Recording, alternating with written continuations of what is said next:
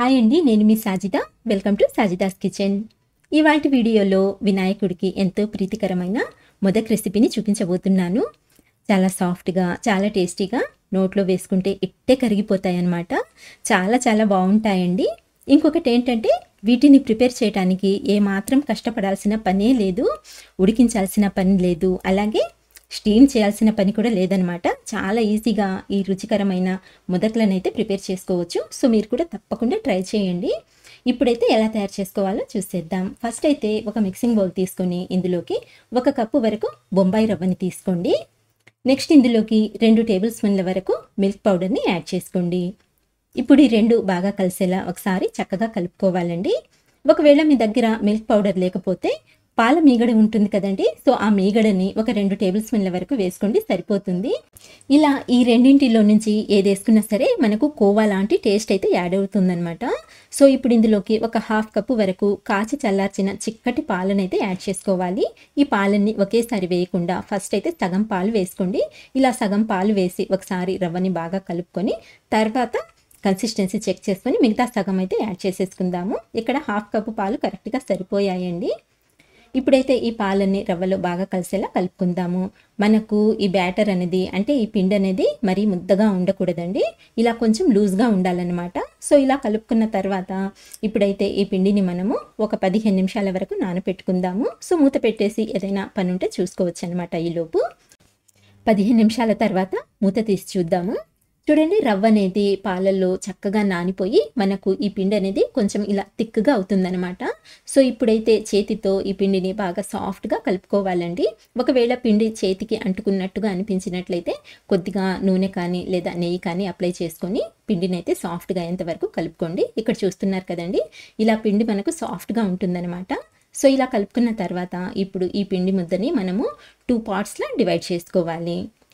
ఇలా ఈక్వల్గా రెండు బాల్స్ లాగా ప్రిపేర్ చేసుకోవాలన్నమాట. సో వీటిని అయితే ఇలా రౌండ్గా చేసుకోవాలండి. ఇలా రెండింటిని కూడా రౌండ్గా చేసుకొని వీటిని అయితే ఇప్పుడు పక్కన పెట్టేసుకుందాము. వీటిని పక్కన పెట్టుకొని ఒక బటర్ పేపర్ని కానివ్వండి లేదా పాలిథిన్ కవర్నైనా సరే తీసుకొని దీనిపైన కొద్దిగా నెయ్యి వేసుకొని పేపర్కి మొత్తం ఇలా అప్లై చేసుకోండి. తర్వాత మనం ప్రిపేర్ చేసి పెట్టుకున్న ఈ పిండి ముద్దలో నుంచి ఒకటి తీసుకొని ఫస్ట్ చేతికి కొద్దిగా నెయ్యిని అప్లై చేసుకొని ఇలా రొట్టెలాగా ఒత్తుకోవాలన్నమాట. ఇది సాఫ్ట్గా ఉంటుంది కాబట్టి ఈజీగా స్ప్రెడ్ అవుతుందండి. చూడండి, చేతితోనే చాలా ఈజీగా రొట్టెనైతే మనం ప్రిపేర్ చేసుకోవచ్చు. అలాగే మరీ మందంగా కాకుండా, అలానే పల్చగా కాకుండా ఈ మాత్రం మందం పెట్టుకుంటే సరిపోతుంది. సో ఇలా రొట్టెని ప్రిపేర్ చేసుకున్న తర్వాత చేతి వేళ్ళతోనే ఇలా హోల్స్ పెట్టుకోవాలన్నమాట. ఈ హోల్స్ అనేవి ఎందుకంటే ఇది మాత్రం నేను మీకు తర్వాత చెప్తానండి. ఇలా రెండింటిని కూడా ప్రిపేర్ చేసుకొని రెడీగా పక్కన పెట్టుకోండి. ఇప్పుడైతే మనము స్టవ్ ఆన్ చేసుకొని ప్యాన్ పెట్టుకొని ప్యాన్కి కొద్దిగా నెయ్యిని గ్రీస్ చేసుకొని తర్వాత మనం ప్రిపేర్ చేసి పెట్టుకున్న ఈ రొట్టెని ప్యాన్లోకి తీసుకోవాలి. సో ఇలా రొట్టెని వేసుకున్న తర్వాత దీనిపైన ఒక స్పూను నెయ్యిని ఈ హోల్స్లో వేసుకోవాలన్నమాట. ఇలా మనము హోల్స్లో నెయ్యిని వేసుకొని ఈ రొట్టెని కాల్చుకున్నట్లయితే మనకు అన్ని వైపుల నుంచి చక్కగా ఈవెన్గా ఫ్రై అవుతుందండి. లోపల కూడా ఏమాత్రం పచ్చిదనం లేకుండా చక్కగా కుక్ అయిపోతుందన్నమాట. సో అందుకనే ఇలా హోల్స్ పెట్టానండి. సో ఇలా కాస్త కలర్ చేంజ్ అయ్యేంత వరకు లో ఫ్లేమ్ మీద ఫ్రై చేసుకోవాలి. ఇది మాత్రం గుర్తుపెట్టుకోండి.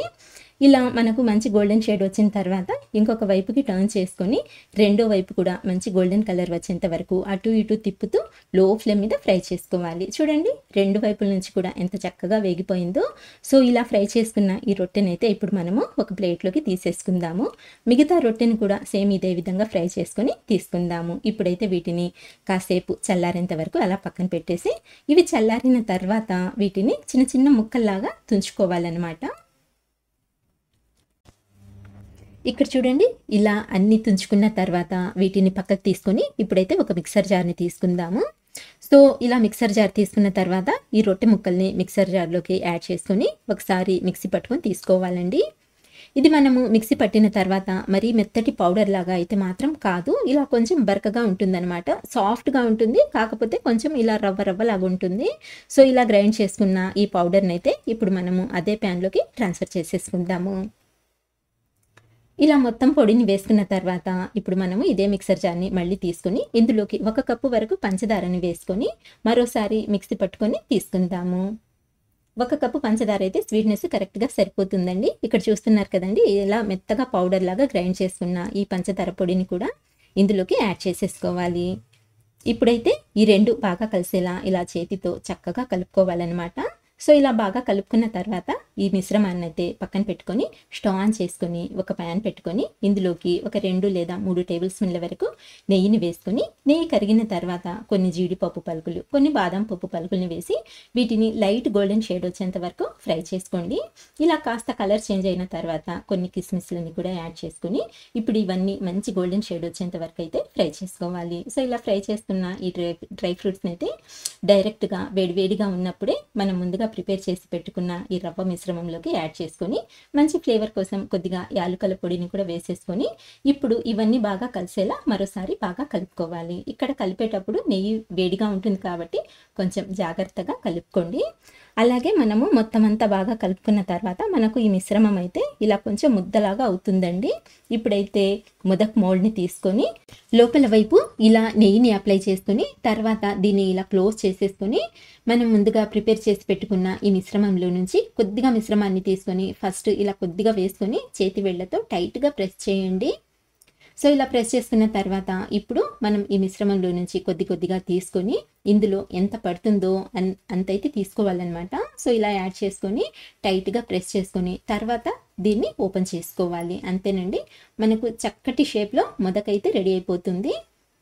అంతేనండి. ఇప్పుడైతే దీన్ని ప్లేట్‌లోకి తీసేసుకుందాము. ఇదే విధంగా మిగతా వాటిని కూడా ప్రిపేర్ చేసి తీసుకుందాము. సో, ఈ వినాయక చవితికి మీరు కూడా ఇలా మొదకులను చేసి పండుగని హ్యాపీగా జరుపుకోండి. సో, ఫ్రెండ్స్ చూశారు కదండీ! ఇవాల్టి వీడియో నచ్చినట్లయితే లైక్ చేయండి, షేర్ చేయండి. ఇలాంటి మంచి టేస్టీ రెసిపీస్ కోసం అయితే మన ఛానల్‌ని మర్చిపోకుండా సబ్స్క్రైబ్ చేసుకోండి. ఇంకొక మంచి రెసిపీతో మళ్ళీ కలుస్తాను. అంతవరకు బాయ్ అండి. Thank you for watching.